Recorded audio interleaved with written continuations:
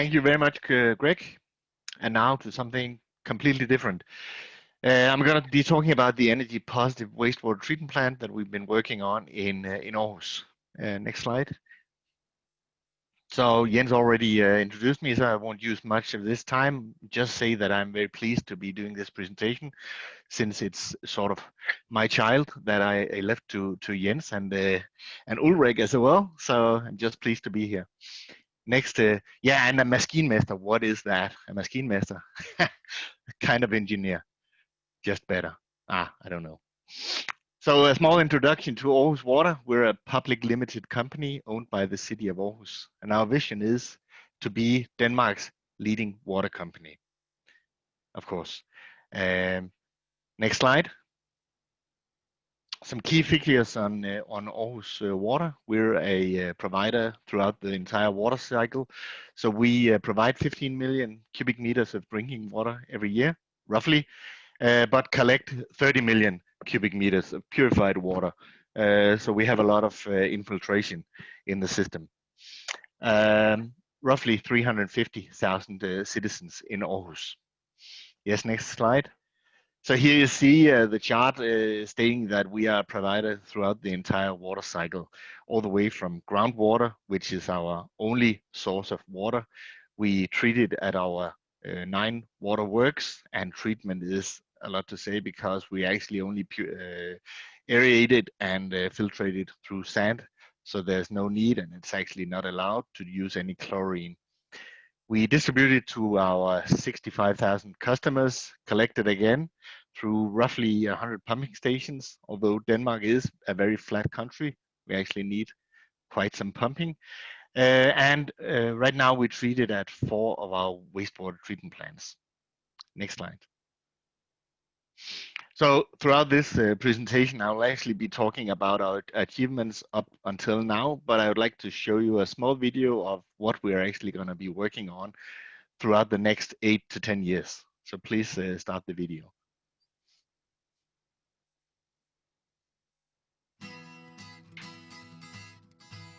In a world with fast-growing population in cities, efficient and sustainable wastewater treatment is ever more important. The city of Aarhus is growing, and even when double the size, pollution must be less than today. On top of this, the water utility, Aarhus Water, has agreed to reduce costs by 2% annually, though still wanting to be an innovative and profitable business. We want to turn our challenges into progress. We want to develop new know-how, technologies, and business models, and we want to build partnerships to scale for a bright, sustainable future. Since the 80s, we have reduced the amount of distributed water by almost 50% and consolidated our wastewater treatment from 25 small plants to 4 main facilities. In the near future, we'll be at 2 plants, namely EO and Marcellusborg Rewater. We now have energy positive plants. One of the plants is currently topping off with a production of more than 165% of the energy it takes to run it.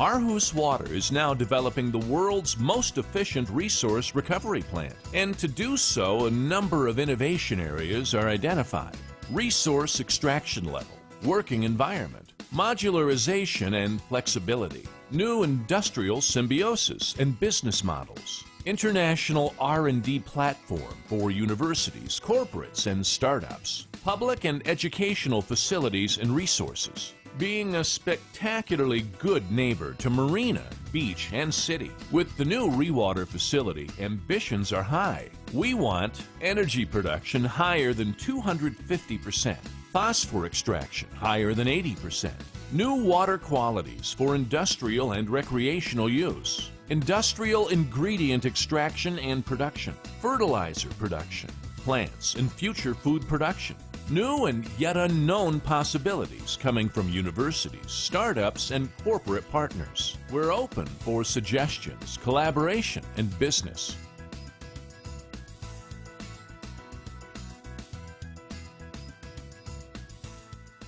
Thank you. Next slide. Once is enough. Okay, so Marcellusborg wastewater treatment plant is actually the plant we're going to be talking about today. It is the plant that's going to be moved out a little bit further out on our harbor side, uh, uh, roughly around 2028. So you see the schematics here. It's actually a mechanical, biological, chemical plant with sand filtration as well. Next slide. And power consumption and production is, of course, the key to becoming energy neutral, which we are today. Roughly 150% in regards to energy self-sufficiency if you only look at the electric energy. If you take the heat in account, we're actually above 200%, around 230%. Here I have data until 2018. This was the newest I had. And you can see it's of course it's going up and down, but it has been going very much upwards since 2010, where we started implementing our new gas engines. Also, you saw a drop in the beginning. That was actually due to we took out food waste because it was not allowed at that time. So we're actually not digesting any food waste here, as you're talking about, Greg, that you'll be doing in California.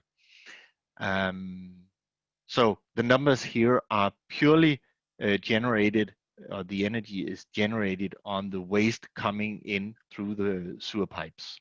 And this is worth mentioning. Next slide.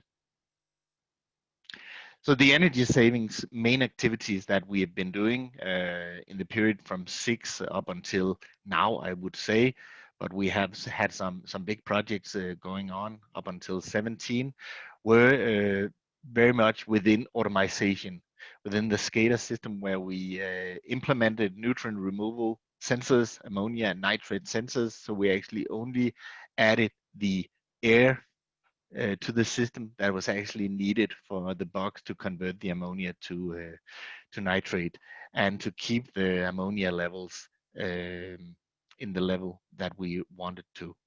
Sludge slicker treatment, side stream Anamox. We had a lack of capacity at Marselisborg, and we could either build more tank capacity, or we could look at the internal sludge streams, liquor streams, and we did that through Anamox. Replacement of old final dewatering unit is only one thing that we did. We put on VFDs on everything that rotates. We've been looking at mixers, of course, which use up a lot of energy as well. New energy efficient blowers as well. I've only gotten 15 minutes from Jens today, so I can't be covering everything, but I'll be going into the optimization of energy production.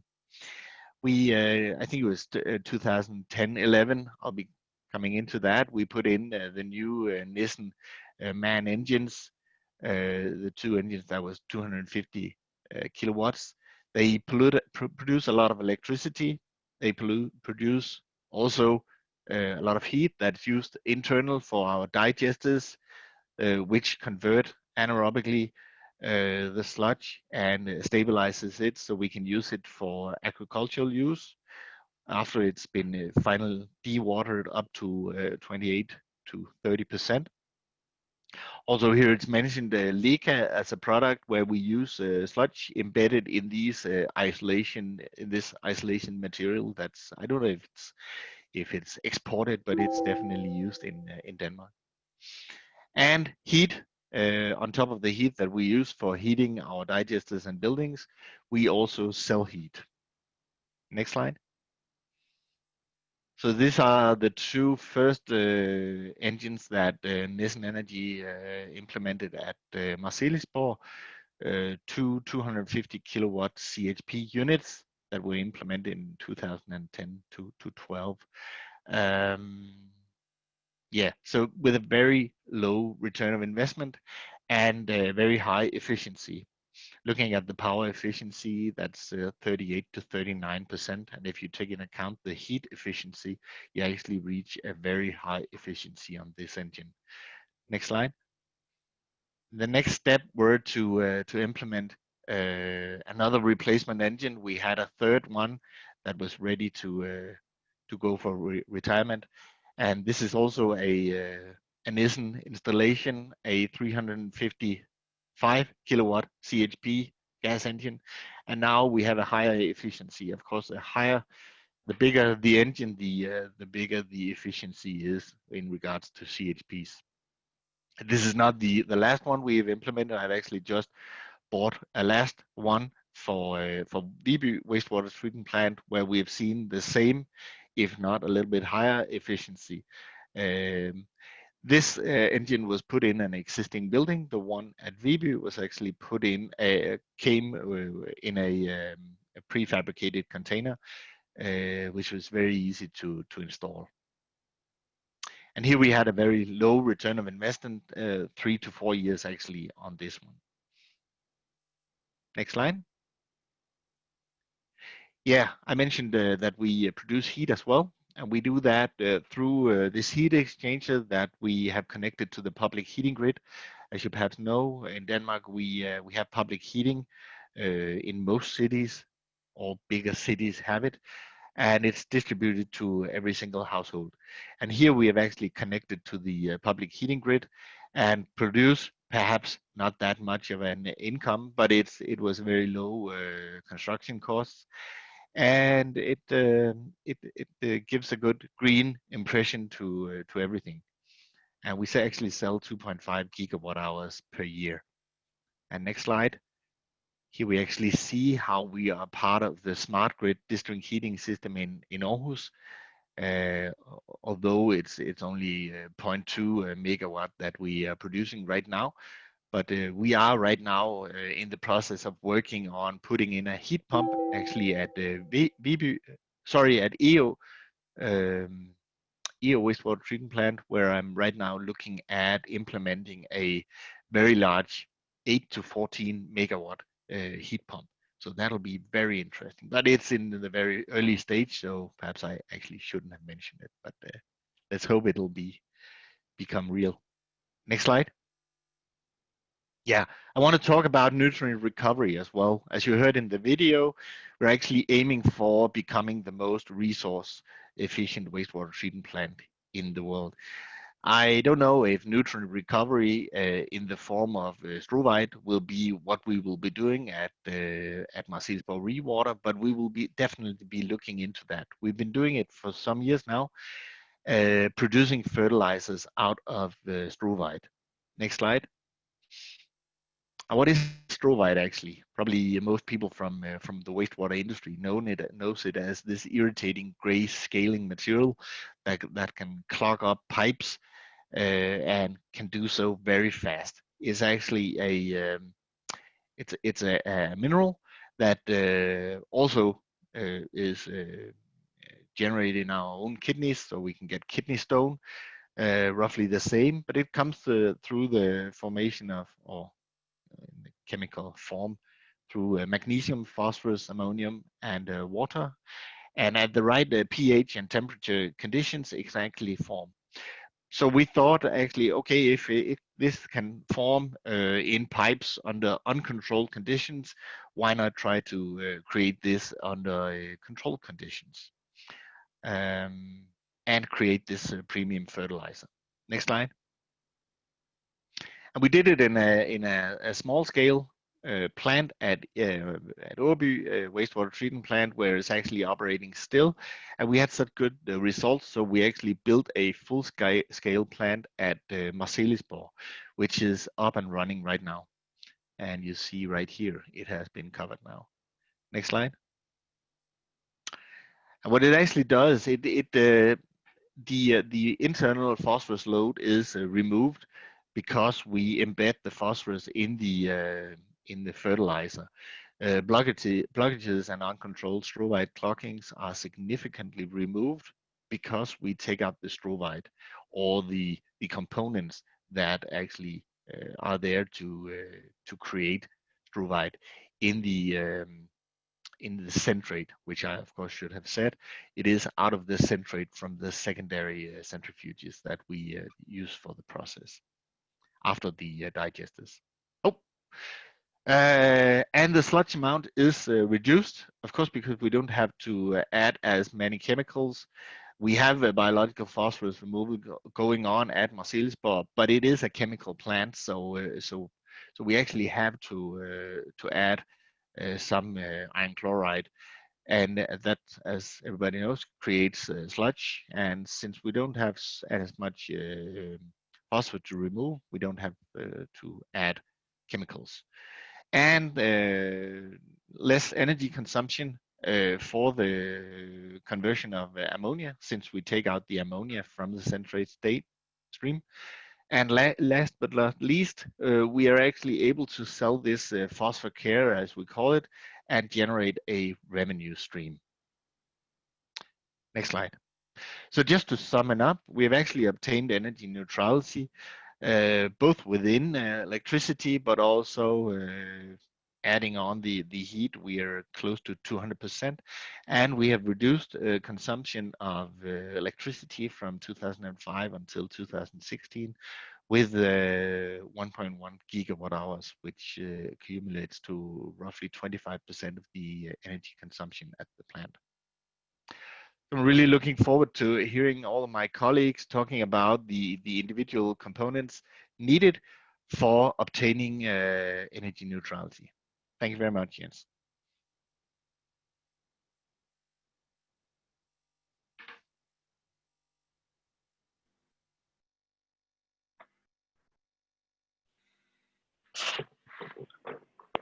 And Paulana, you already. Thank you very much to Flemming and to Greg.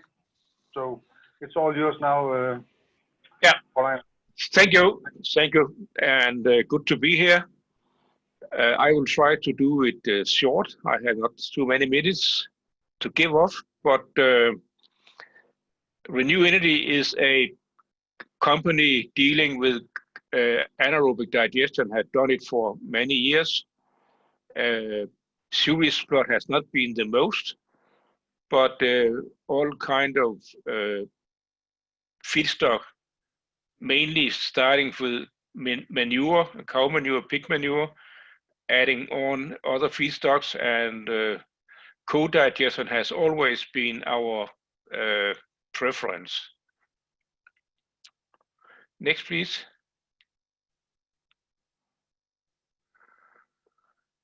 Is this one you want, Paulina?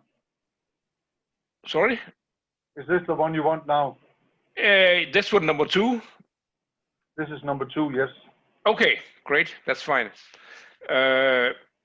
Dealing with waste, we have always to secure that what comes into the digester is almost clean from various particles and inorganics.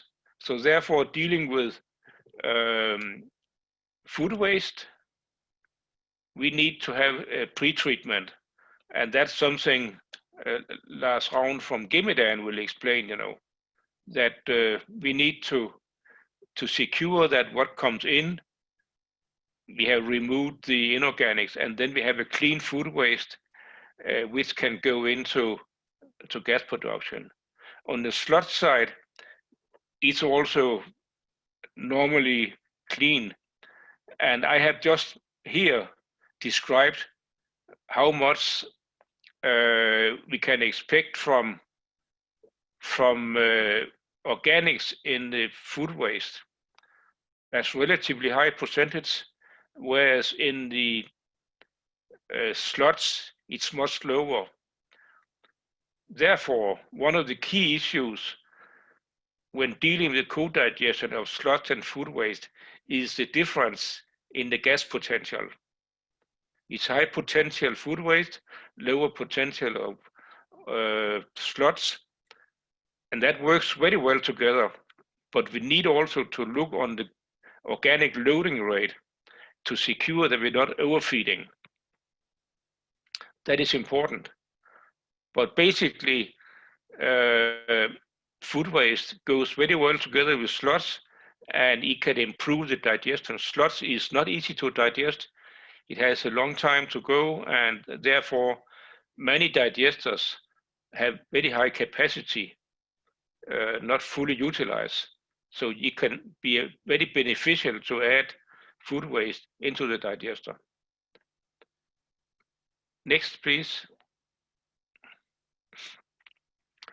I will just explain a little bit of a project we are doing right now in Trenton, New Jersey, where we are reusing a building built for sludge treatment and building a biogas project dealing with 300 tons of food waste per day.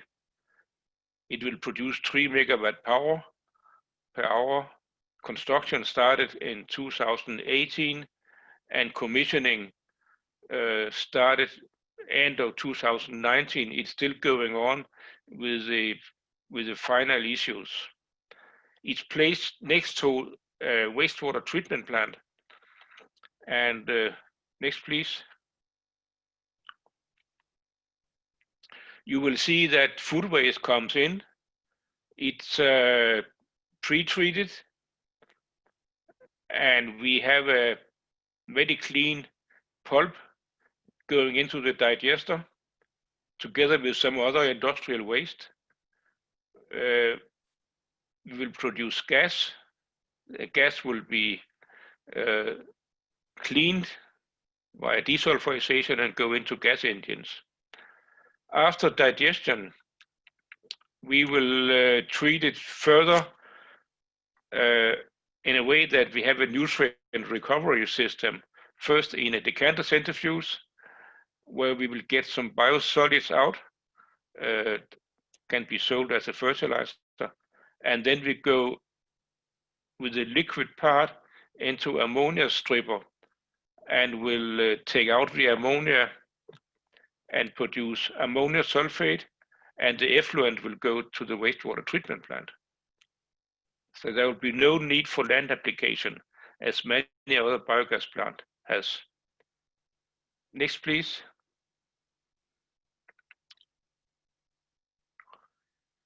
It consists of 3 times 5,000 cubic meter digesters, approximately 1.4 million gallon per digester, and 3 of them as a buffer tank. There are 2 gas engines, actually 3, one is inside. There are decanters, there is ammonia stripping column, and a gas holder. Next, please. We are a engineering company with focus on anaerobic digestion. We have our office in Svendborg. We have joint venture partners in South Korea and representative in US. We are developing, designing, and servicing biogas and biorefinery process. We have 30 years experience in biogas, and when dealing with financing, we are working with Danish Export Credit Finance, if that will be needed. Thank you. I think that was my presentation, and question and welcome. We will take the questions in a poll afterwards, but did I understand you right, Pauline, that you say the retention time in the digesters is reduced by adding food waste into the digester stream? Is that correctly understood? No, but if we will improve the overall gas production from the sludge, as we will get many more bacteria to work with, we will still keep the, I think it's important to keep the retention time. Okay, super. Yeah. Thank you. Okay, thank you.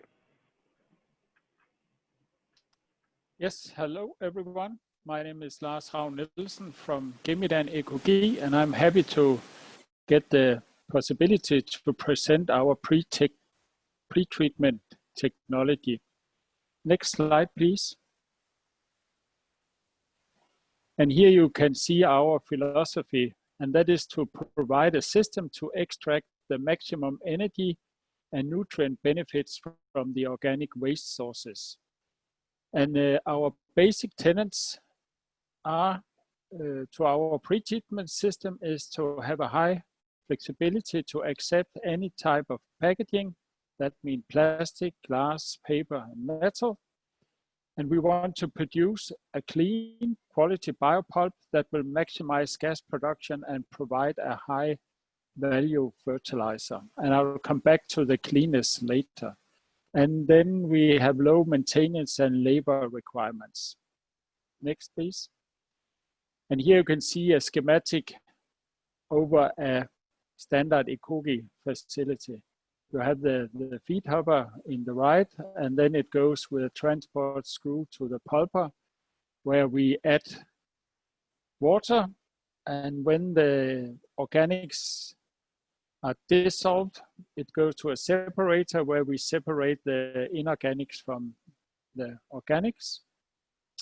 And then the pulp, which means the organics goes to a tank, and the inorganics goes out and pass through a screw press. So we press the most of the water out of it, and then you can send this reject for recycling or whatever is possible. And as you can see, we have currently 3 plants running in Denmark, and the first was commissioned in 2012. So we have now 8 years experience with that factory. And right now we are building a new factory near Copenhagen with a capacity on 120,000 tons per year. And that will be opened by the end of this year. And this new plant shall treat the food waste from Copenhagen city. Next, please. And the system specifications. We have a capacity on 8 to 10 ton of waste per hour, and that means 200 ton a day if you run 24 hours.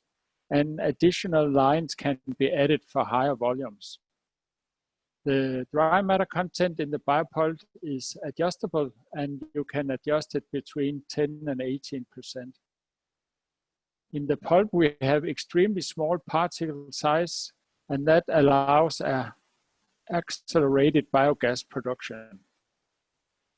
We have a highly automated system with low OPEX, and the system can be operated remotely through the scatter system. And the staffing you need is 1 to 3 hours per day, depending on design and configuration. Next, please. And regarding the flexibility, the Ecogi technology is a combined depacking and pre-treatment system. So you don't need to have any special depacking unit before our system. And during the pulping process, the packaging will be opened and allow the organics to be dissolved into the liquid fraction. And we have what we call a low impact approach. That means that we treat all the inorganics very softly, so it contains in larger pieces, so it's more easily to remove. And that means that the system is able to treat and probably manage food waste, commercial, institutional, and industrial streams. Next, please. And here you can see a couple of examples on food waste we handle in the system. First, in the left side, you can see that is waste in metal cans, and also we have some fluid in glasses that can be treated in the system. Next, please. And here you can see some example on commercial waste and waste from a supermarket, for example. And that will also be treated without any problem.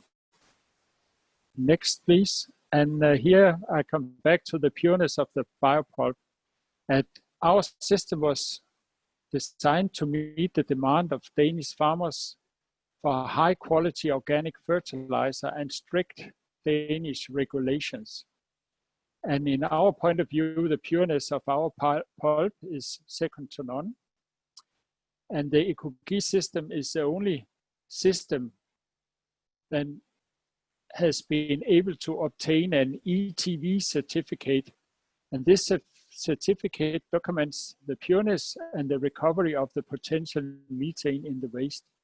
And ETV means environmental technology verification, a global third-party verification program for environmental technologies. And that shows that we have a cleanness higher than 99.9%, and we recover more than 95% of the possible methane in the waste.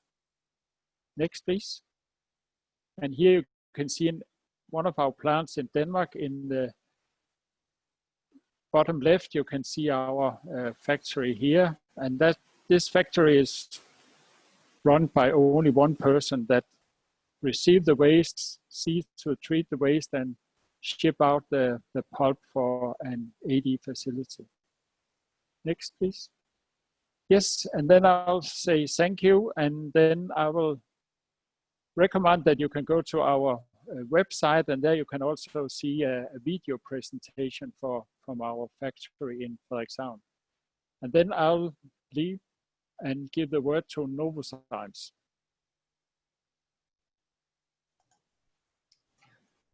All right, thank you. So if you want to go to the next slide for me. So you probably know and have heard of Novozymes. We're the global leader in industrial enzymes. And if you look, you can see kind of on the right there, all the different ways that you're probably already interacting with enzymes in your life.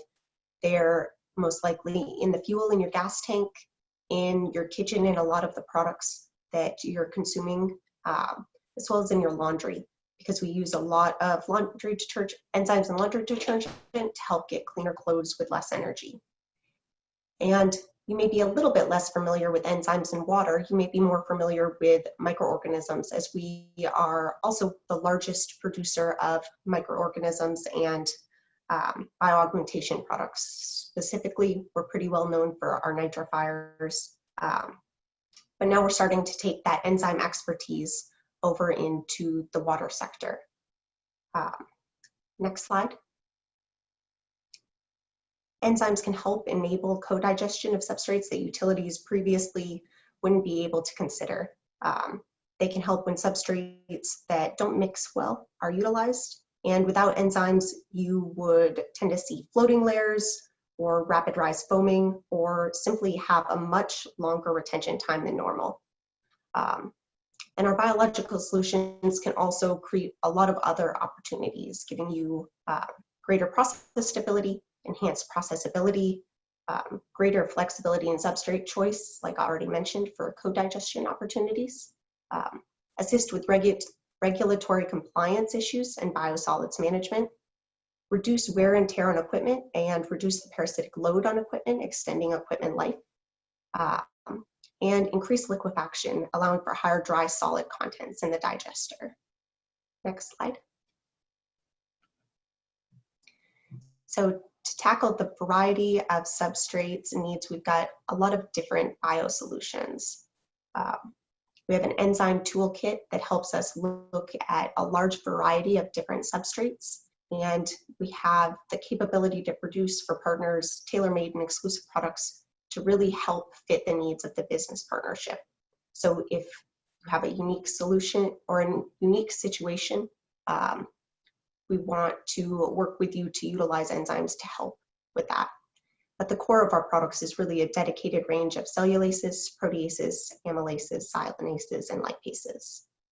So we have a quick case study down here, and just due to the kind of shorter time frame we have here, we don't have a ton of detail, but it's talking about some of the more industrial applications of our enzymes in anaerobic digestion, specifically from one of our application of one of our BG Max products, where the goal of this digester and the use of enzymes there was to really increase the biogas production.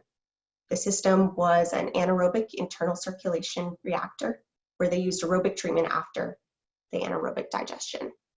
And by utilizing some of our BG Max products, they were able to see an 86% increase in biogas production and 112% increase in the biogas yield itself. And if you look on the graph down below on the left, you can see that biogas yield per the amount of COD removal, both pre-trial, during the trial, and then post-trial, so that we had 2 different periods to compare that biogas production to. And then on the right, you can also see biogas production without BG max, and you can see the biogas as well as the percent COD removal, and then with BG max, so the biogas production with COD removal, where we found that it was greatly increased with the assistance of some biological and enzymatic solutions in there. And basically, due to the difficult and kind of complicated nature of each different utility and some of the issues that they may see as they're tackling co-digestion, a lot of solutions are really tailored to each specific facility's needs and interests. So if that's something you'd like to discuss further or some expertise further, please feel free to reach out to us. So, thank you.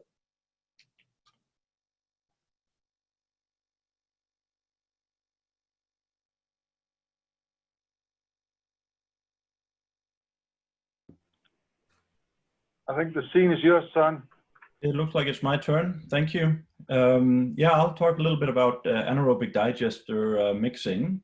My name is Soren. I'm with Landia, and we've been in the co-digestion field for about 25 years. Now, before I talk about digester mixing, next slide, please, Jens. I just want to show a couple of pictures of some of the feedstocks that you may be dealing with. It could be fruits or other types of produce. Next, please. Or it might be various types of seafood, depending on which region you're in. You heard Gimmedan talk about some of the municipal source-separated organics. These are some of the other, like more industrial type waste streams. Next, please. You might have access to some poultry or slaughterhouse waste. Next, please. Or if you get your hands on a bunch of pork bellies, those make really good biogas as well. Next, please. Yeah, so, but regardless of what type of feedstock or that you're getting, some of them can be challenging. So whatever you do, just make sure to choose the right equipment for the job. This stuff is not like pumping water or even regular sewage. Next, please. Now, in terms of digester mixing, some of the mixing systems that are available in the marketplace require a significant amount of piping and nozzles to be installed inside the digester.